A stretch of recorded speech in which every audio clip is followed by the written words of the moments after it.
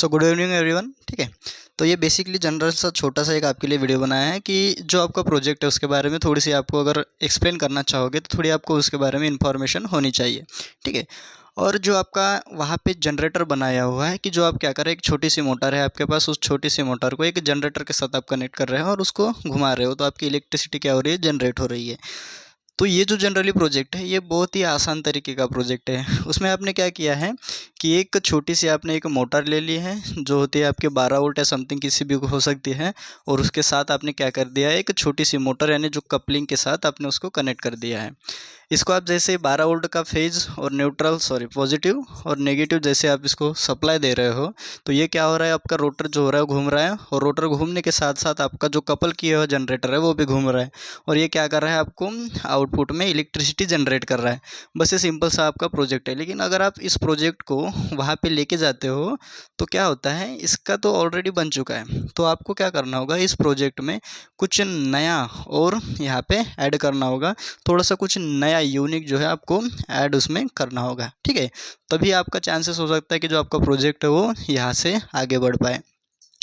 तो ये प्रोजेक्ट जो है इसको मैंने नाम दिया है एक ऑटोमेटिक जनरेटर सेट। जो क्या करेगा, जो आपका जनरेटर है वो ऑटोमेटिकली आपकी इलेक्ट्रिसिटी जनरेट करेगा by without using any external energy. Okay, तो जनरली आपको उसके लिए क्या करना है, तो एक आपका जनरेटर है और एक मोटर है। ठीक है, तो बस आपका उसको क्या करना है, कनेक्शन जो है वो अच्छी तरीके से आपको करना है। ठीक है, तो उसके लिए आपको क्या करना है, तो एक रेगुलेटर का यूज़ करना है। जो आपका फ़ैन का रेगुलेटर है आप उसका भी यूज़ कर सकते हैं। ठीक है, तो यहाँ पे लिख दे रहा हूँ मैं आपको, रेगुलेटर, एक रेगुलेटर का यूज़ करना है। एक आपको टू वे स्विच का यहाँ पे यूज़ करना है, टू वे स्विच का यहाँ पे आपको यूज़ करना है। फिर उसके बाद आपको क्या करना है, यहाँ पे एक ट्रांसफार्मर है आपका, ट्रांसफार्मर एक यहाँ पे आपको छोटा समथिंग 12 का आपको यहाँ पे ट्रांसफार्मर यूज करना है। आप जितना मोटर को इनपुट दे रहे हैं उसके हिसाब से आपको क्या करना है, यहाँ पे एक ट्रांसफार्मर का यूज करना है। ठीक है, फिर दूसरा है आपका एक चौथे नंबर का आपका हो गया।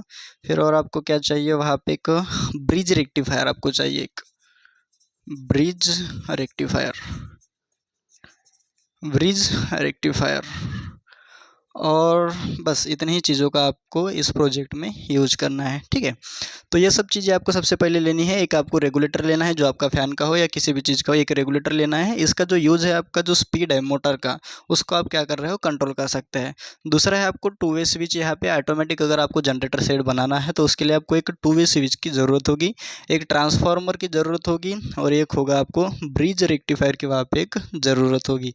तो इतनी चीज़ें सबसे पहले आपको लेके आनी है। आपका तो प्रोजेक्ट हो भी चुका है, बस उसमें क्या करना है, आपको एक सर्किट डायग्राम में दे रहा हूँ, उस सर्किट डायग्राम को आपको कनेक्शन करना है और देखना है कि हमारा ऑटोमेटिक जनरेटर सेट बना है या नहीं। ये जो जनरेटर सेट है मैं जो आपको बता रहा हूँ, ये मैंने भी नहीं बनाया है, लेकिन मैंने इसके बारे में सोचा है, और हमारा जो अगला कॉलेज में जो हमारा प्रोजेक्ट है उसके बारे में मैं यहाँ पे काम कर रहा हूँ। तो ये जो प्रोजेक्ट है वो सक्सेसफुल प्रोजेक्ट हो सकता है अगर आपने इसमें थोड़ी सी मेहनत दिखाई तो। और एक थोड़ा सा यूनिक प्रोजेक्ट है जो क्या कर रहा है, तो आपका ऑटोमेटिकली इलेक्ट्रिसिटी को जनरेट कर रहा है। ठीक है, तो सबसे पहले आपको क्या करना है, आई होप आपको मेरी ये वीडियो अच्छे से दिख रही होगी। तो सबसे पहले क्या है, तो हमें क्या करना है, तो एक मोटर है आपकी, मान के चलो ये आपकी ऐसे एक मोटर है। ठीक है, ये एक आपकी मोटर है, इसको थोड़ा डिज़ाइन कर देते हैं, इसमें एक सॉफ्ट लगाया है। ठीक है, और इसमें एक बेसमेंट यहाँ पे हम दे देते हैं। ये आपकी मोटर है एक, ये मोटर है आपकी डीसी, ये डीसी मोटर। आपको ऐसी ही मोटर वहाँ पे यूज करनी है जिसकी स्पीड लगभग ज़्यादा हो, जिसके वजह से जो आपका जनरेटेड ईएमएफ होगा वो भी क्या हो, यानी जनरेट जो आपका वोल्टेज होगा वो ज़्यादा से ज़्यादा हो सके। ठीक है, तो यहाँ पे आपको जो मोटर जो भी रखना है उसकी स्पीड ज़्यादा से ज़्यादा होनी चाहिए, ये आपको ध्यान में रखना है। कम स्पीड वाली मोटर आपको यूज़ नहीं करनी है। तो यहाँ पर आप यूज़ कर सकते हो DC 12 वोल्ट की जो आपकी एक मोटर आती है, छोटी सी इतनी सी होती है, उसकी स्पीड जो होती है बहुत ज़्यादा होती है। तो जनरली आपको DC 12 वोल्ट का क्या करना है, यहाँ पे एक छोटा सा मोटर का यूज करना है। ठीक है, ये हुई आपकी DC 12 मोटर की जो है डीसी मोटर हुई, ठीक है। इसमें मैं यहाँ पे लिख देता हूँ, डीसी मोटर जो होती है वो आपकी कितने वोल्ट की है, 12 वोल्ट की लेनी है। फिर उसके बाद आपको क्या करना है, तो ये तो मोटर हो गई। आपको अभी क्या करना है, इस मोटर से जो आपका जनरेटर है उसको कपल्ड करना है। तो एक मान के चलो यहाँ पे एक हमने कपल्ड कर लिया और एक हमने यहाँ पे एक जनरेटर का यूज किया। आपने वहाँ पे 2 मोटर का यूज किया है, बस आपको उसमें क्या करना है, पैरेलल में सीरीज में कनेक्ट कर देना है। तो ये हुआ आपका जनरेटर, ये हुआ आपका जनरेटर जिसमें आपने वो जो पंखे की कूलर की जो मोटर होती है उसका यूज किया है। तो ये है आपका जनरेटर। जनरेटर में क्या होता है, जो इलेक्ट्रिसिटी को जनरेट कर रहा होता है। तो ये मान के चलो ये आपका हुआ, यहाँ पे हम इसको जनरेटर बना देते हैं। तो ये हुआ आपका जनरेटर। थोड़ा सा यहाँ वहाँ हो जो गया होगा, आपको क्या करना है, उसको थोड़ा सा एडजस्ट कर लेना है। ओके, तो जनरेटर हुआ है आपका यहाँ पे। तो ये जो जनरेटर है ये लगभग आपके डिपेंड करता है कि उसकी कैपेसिटी कितनी होती है, और इसकी जो मोटर की जो स्पीड होती है उसकी स्पीड के हिसाब से क्या होगा कि आपका जो जनरेटेड ईएमएफ यानी वोल्टेज है वो जनरेट होता जाएगा। तो अभी क्या हुआ कि हमारे पास क्या है, तो एक हमारी डीसी मोटर है जिसको एक पॉजिटिव और नेगेटिव सप्लाई की ज़रूरत होती है, और एक है हमारा ये generator AC single phase generator हुआ ये हमारा। ये क्या करेगा, हमारा एसी सिंगल फेज ही ईएमएफ ये वोल्टेज हमारा जनरेट करेगा, ठीक है। तो भी इतना तो हमारे पास है कि ये क्या है, हमारे पास डीसी मोटर है और एक हमारी डीसी जनरेटर है। अभी हमें इसका क्या करना है, पूरे सर्किट को हमें कंट्रोल करना है। यही आपके प्रैक्टिकल में सबसे मेन है कि आपको इन दोनों को सर्किट के द्वारा कंट्रोल करना है, जिसके वजह से आपका ईएमएफ क्या हो जाए, ऑटोमेटिकली जनरेट हो जाए, ठीक है। तो हमें पता है कि एक डीसी 12 वोल्ट की मोटर है, इसमें क्या होगा कि हमें एक 12 डीसी वोल्ट 12 यानी जो क्या बोल रहा है मैं डीसी 12 वोल्ट की यहाँ पे ज़रूरत है। तो सबसे पहले यहाँ पे हमने क्या कर दिया, एक डीसी मोटर को 12 वोल्ट का यहाँ पे हमने सप्लाई दे दिया है, ठीक है। आपको क्या करना है, यहाँ पे सबसे पहले 12 वोल्ट का यहाँ पे सप्लाई देना है। एक क्या होगा आपका पॉजिटिव और दूसरा होगा नेगेटिव। अभी इसमें क्या होगा कि जैसे ही आप इस मोटर को 12 वोल्ट का सप्लाई दे देते हैं, तो क्या होगा कि जो आपकी मोटर है वो मोटर क्या हो जाएगी, रोटेट होने लगेगी। और जैसे ही मोटर रोटेट होती है तो हमारा जनरेटर में क्या होगा, तो वोल्टेज जनरेट हो जाएगा। मैंने पिछली बार क्लास में जब आया था तो मैंने एक बताया था कि किसी भी मैग्नेटिक फील्ड में क्या होता है, मान के चलो ये हमारा मैग्नेटिक फील्ड है, एक होता है नॉर्थ और दूसरा होता है साउथ। किसी भी मैग्नेटिक फील्ड में आप क्या कर रहे हो, तो जनरेटर को या किसी भी कॉइल को क्या कर रहे हो, तो रोटेट करवा रहे हो। ये मान के चलो आपका मैग्नेटिक फील्ड है, तो आप जैसे इस कॉइल को क्या करोगे, रोटेट करवाओगे। तो रोटेट करने के बाद क्या हो जाता है, इसमें ईएमएफ इंड्यूस्ड हो जाता है। ईएमएफ यानी आपका वोल्टेज क्या होता है, इंड्यूस्ड हो जाता है। उसी प्रिंसिपल पे ये हमारा जनरेटर काम करता है। हमने इसमें प्राइम मूवर यानी घुमाने के लिए एक मोटर का यूज किया है। जैसे ये मोटर घूमेगी तो ये क्या हो जाएगा, सॉफ्ट के साथ कपल होने की वजह से ये भी हमारा रोटेट होने लगेगा। और जैसे ही ये हमारा रोटेट होने लगता है तो इसमें क्या जनरेट हो जाता है, तो इसमें भी हमारा वोल्टेज जनरेट हो जाता है। क्या जनरेट हो जाता है हमारा, तो इसमें वोल्टेज जो होता है वो हमारा जनरेट हो जाता है, ठीक है। तो यहाँ पे हमारा वोल्टेज जनरेट हुआ, इसमें हुआ पॉजिटिव और इसमें हुआ हमारा नेगेटिव। यानी यहाँ पे मान के चलो जितना आप इसको तेज़ी से घुमाओगे उतना ही ज़्यादा इसमें क्या होगा, तो हमारा वोल्टेज जनरेट हो जाएगा। इसलिए मैंने स्टार्टिंग में कहा था कि आप इसमें जो भी मोटर का यूज कर रहे हो, आप इसमें जो भी मोटर का यूज कर रहे हो आपको यही ध्यान रखना है कि उसकी स्पीड जो हो लगभग से लगभग ज़्यादा की होनी चाहिए, ठीक है। तो यहाँ पे अभी हमारा एक फेज और न्यूट्रल मान के चलो हमने इसको फुल स्पीड में घुमा दिया है, और जो हमारा वोल्टेज है मान के चलो 240 से 280 वोल्ट के करीब करीब हमारा जो है वोल्टेज हमारा जनरेट हो गया है, ठीक है। तो अभी यहाँ पे जनरेट हो गया है, लेकिन अभी भी क्या हो रहा है कि ये जो हमारी मोटर है बाहरी सप्लाई से चल रही है। अगर आपने इस सप्लाई को बंद कर दिया तो ये क्या हो जाएगा, हमारा जनरेटर जो वोल्टेज बिल्डअप कर रहा है वो भी क्या हो जाएगा, बंद हो जाएगा। तो उसके लिए आपको क्या करना है कि इसी जो वोल्टेज यहाँ पे हमारा एसी वोल्टेज जनरेट हो रहा है, तो हमें क्या करना है, इसी वोल्टेज को यहाँ पे देना है बाय यूजिंग कंट्रोल सर्किट के हिसाब से। तो भी आपको यहाँ पे क्या करना है, तो आपको यहाँ पे एक सर्किट को क्या करना है, कंट्रोल करना है, ठीक है। तो यहाँ पे क्या हो रहा है कि हमारा 240 वोल्ट और 280 वोल्ट यहाँ पे जनरेट हो रहा है। अभी हमें क्या करना है, यही जो वोल्टेज है ये वोल्टेज यहाँ से लेके हमें इस मोटर को दे देना है। अभी अगर हमने मान के चलो ये एसी सप्लाई है और वो भी 240 वोल्ट है, अगर हमने उसको यहाँ पे दे दिया तो फिर ये क्या हो जाएगा, तो हमारी जो मोटर है वो जल जाएगी। यानी हमें क्या यहाँ पे चाहिए, तो 12 वोल्ट, वो भी क्या चाहिए, हमारा डीसी वोल्टेज चाहिए।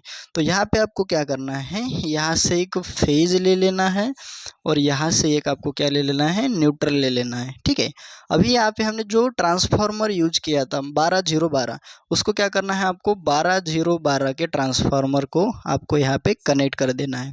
ठीक है, तो ये हुआ आपका ट्रांसफार्मर। कौन सा ट्रांसफार्मर, 12012। यानी आप इसमें से क्या लोगे, किसी भी दो वाइंडिंग में अगर आप इसको कनेक्ट कर दोगे तो आपका क्या हो जाएगा, फेज और न्यूट्रल, तो आपका 12 वोल्ट बाहर में मिल जाएगा। लेकिन ये जो अभी हमारा जनरेटेड वोल्टेज है, यानी यहाँ पे जो वोल्टेज है ये हमारा एसी है, हमारे मोटर को क्या चाहिए, तो हमारा डीसी वोल्टेज चाहिए। तो आपको इसमें क्या करना है, एक ब्रिज रेक्टिफायर आपको बनाना है। आपको उसके लिए 4 डायोड, मैं आपको बताता हूँ कि ब्रिज रेक्टिफायर कैसे बनाते हैं। तो यहाँ पे क्या करना है, आपको 12012 का एक ट्रांसफार्मर लेना है, उसके साथ में आपको यहाँ पे एक ब्रिज रेक्टिफायर लगाना है और उसको प्योर करने के लिए उसके पैरेलल में क्या करना है, आपको एक कैपेसिटर जोड़ देना है। ठीक है, तो यहाँ से एक हमारा निकलेगा पॉजिटिव और एक यहाँ से निकलेगा हमारा निगेटिव।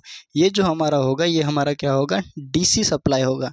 ये हो जाएगा हमारा फेज, ये हो जाएगा हमारा न्यूट्रल, ये हमारा पॉजिटिव और ये हो जाएगा हमारा निगेटिव। इस हिसाब से ब्रिज रेक्टिफायर से जो हमारा सप्लाई निकलेगा वो आपको क्या करना है, तो ये जो न्यूट्रल है, अभी यहाँ से जो न्यूट्रल निकलता है वो आपको क्या कर देना है, न्यूट्रल के साथ कॉमन कर देना है। ठीक है, जो आने वाला सप्लाई था उसके साथ आपको कॉमन कर देना है। लेकिन अभी क्या करना है, जो ये आपको फेज यहाँ से जा रहा है, इस फेज को क्या करना है, ये जो मोटर है हमारी, इस मोटर के टर्मिनल को आपको क्या कर देना है, एक टू वे स्विच का कॉमन टर्मिनल से इसको आपको जोड़ देना है। ठीक है, टू वे स्विच में क्या होता है, जनरली 3 टर्मिनल्स होते हैं, तो बीच वाले टर्मिनल को आपको, ये जो मोटर है आपका, उसका क्या करना है, एक कनेक्शन वहाँ पे आपको कर देना है। और ये यहाँ पे फेज और न्यूट्रल आ रहा था, तो ये जो फेज आ रहा था आपको, ये फेज डायरेक्टली यहाँ से न देते हुए एक आपको क्या करना है कि ये जो फेज यहाँ पे आ रहा था, ये फेज आपको यहाँ से होते हुए इस टू वे स्विच के पहले वाले टर्मिनल को देना होगा। ठीक है, और ये जो होता है ये हमारा यहाँ से सीधा चला जाएगा। तो इस तरह से आपको इसका कनेक्शन करना है। ठीक है, अभी क्या होता है कि स्टार्टिंग में जब भी हमने ये जो हमारा पॉजिटिव और नेगेटिव सप्लाई होता है 12 वोल्ट का, जैसे हम इसको यहाँ से कनेक्टेड करते हैं तो सीधा सप्लाई हमारा इस टर्मिनल में चला जाएगा और ये शॉर्ट होने की वजह से यहाँ से सीधा चला जाएगा।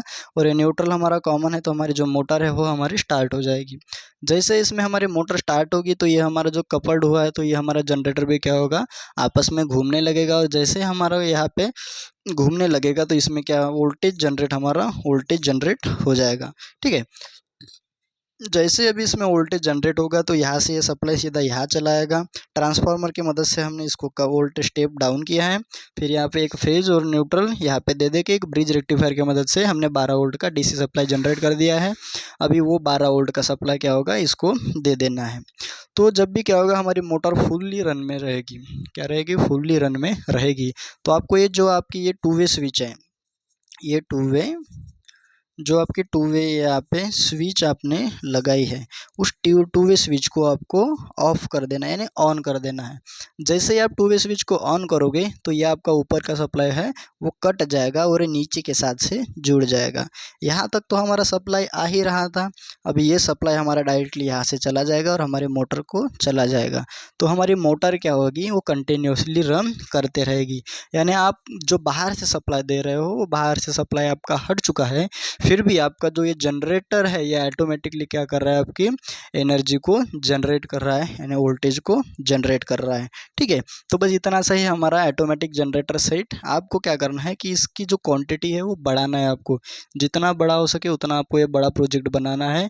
क्या होता है कि अगर साइंस प्रोजेक्ट में क्या होता है, अगर आपका प्रोजेक्ट छोटा है तो उसमें क्या होता है, तो छोटा है तो उसमें भी बहुत सी एडवांटेज होनी चाहिए।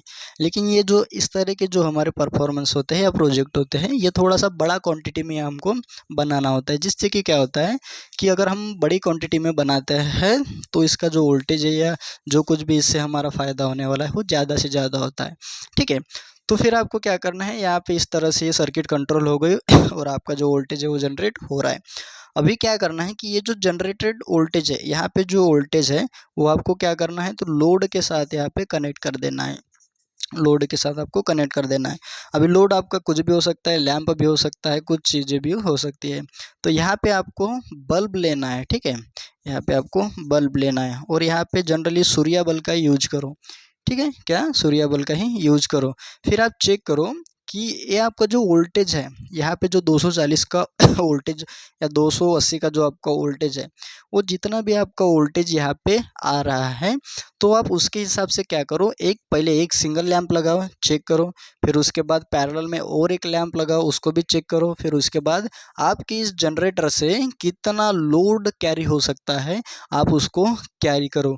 अगर आपका जनरेटर ज़्यादा से ज़्यादा लोड कैरी कर रहा है तो आप क्या कर सकते हो, एक छोटी सी आपको अलग से जैसे जनरेटर मोटर या कुछ भी आपका जो फंक्शन होता है, अगर इससे चल सकता है उस कैपेसिटी के हिसाब से, उस फंक्शन आपको यहाँ पे रेजिस्टिव लोड पे लगा के दिखाना है। जिससे कि क्या होता है कि अगर आप वैसे दिखाते हो तो ये क्या हो जाता है कि आपका जो प्रोजेक्ट है वो अच्छी तरीके से वर्क कर रहा है और हमारा क्या है, सोसाइटी में उसका अच्छी तरीके से या इंडस्ट्रियल में उसका अच्छी तरीके से काम आ सकता है। ऐसे ही करो कि ये जो जनरेटेड ईएमएफ है, इससे आपकी एक तो टीवी चलनी चाहिए, कंप्यूटर या कूलर जो होता है वो चलना चाहिए, यानी इस चीज़ से कुछ ना कुछ बड़ी चीज़ें जो होती है वो चलनी चाहिए। ऐसा आपको वहाँ पे कोशिश करनी है। ठीक है, उसको लोड टेस्ट करना है, पहले छोटा ले लो फिर बड़ा ले लो। आपका जो प्रोजेक्ट है यानी जो आपका जनरेटर है वो कितना वोल्टेज जनरेट कर सकता है और वो कितनी कैपेसिटी वो जनरेट कर सकता है, बस आपको वही देखना है। ठीक है, तो आपको इतना समझ में आया होगा कि क्या है, एक पहले सबसे पहले डीसी मोटर है, मैं आपको एक बार और इसको समझाता हूँ तो फिर ये आपको अच्छे से समझ में आएगी। ठीक है,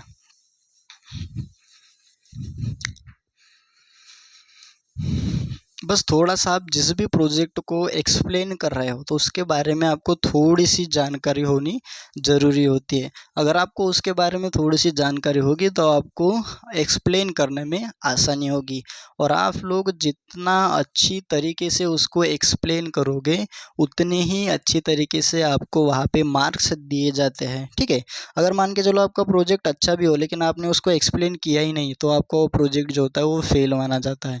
तो आपको उसको अच्छी तरीके से, अगर आपका प्रोजेक्ट कम का भी हो लेकिन उसको आपको अच्छी तरीके से क्या करना है, वहाँ पे एक्सप्लेन करना है।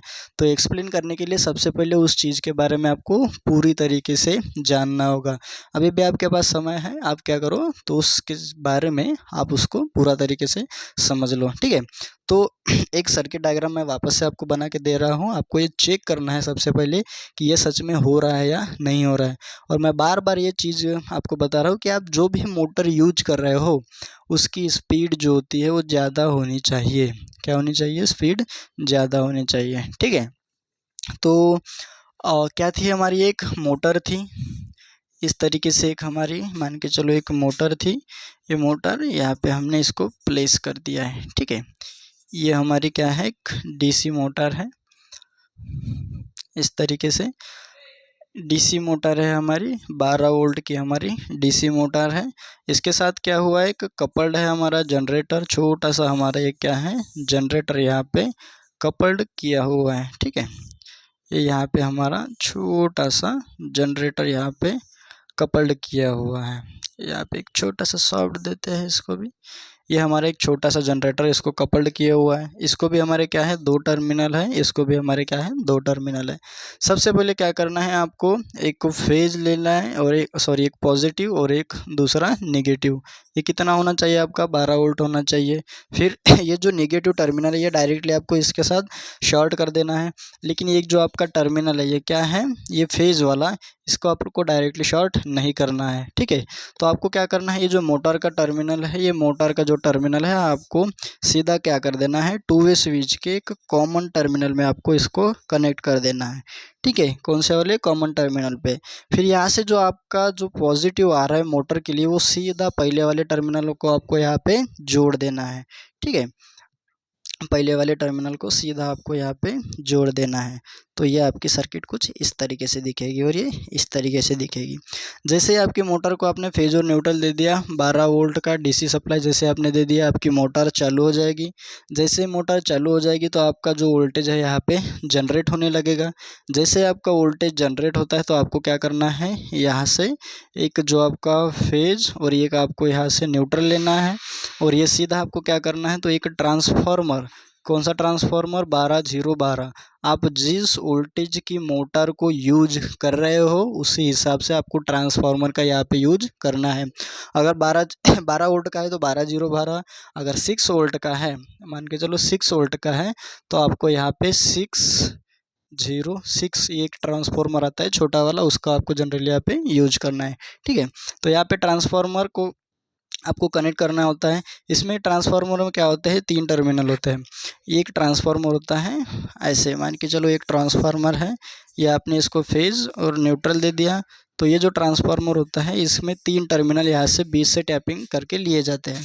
अगर आपने इन दोनों के बीच में अगर काउंट किया तो आपको 24 वोल्ट मिलेगा, और एक फेज और एक न्यूट्रल के बीच में आपने चेक किया तो आपको क्या मिलेगा, 12 वोल्ट आपको यहाँ पे मिल जाएगा।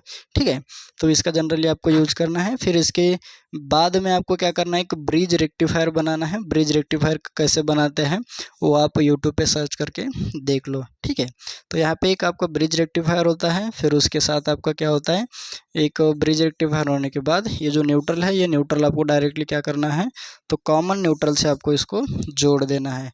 बस ये जो आपका फेज आएगा, ये यहाँ से फेज, ये आपको बस क्या करना है, 2 वे स्विच के नीचे वाले टर्मिनल को दे देना है। इससे क्या होगा कि आपकी जो मोटर है वो कंटिन्यूसली चलेगी और आपका जो जनरेटर है कंटिन्यूसली क्या करता रहेगा, तो आपका ईएमएफ जनरेट करता रहेगा। बस इतनी सिंपल सी वीडियो। अगर आपको और भी इस प्रोजेक्ट में कुछ क्या है डाउट्स है तो आप मुझे पूछ सकते हैं, मैं उसके बारे में भी आपको एक वीडियो करके बता दूंगा। ठीक है, तो कैसी लगे वीडियो को कमेंट करें, शेयर मत करें, और जो आपका प्रोजेक्ट है उस प्रोजेक्ट पे पूरा ध्यान दें, और किस तरह से आप उसको अच्छे तरीके से एक्सप्लेन कर सकते हो, बस आप उसके बारे में ही बताइए। ठीक है।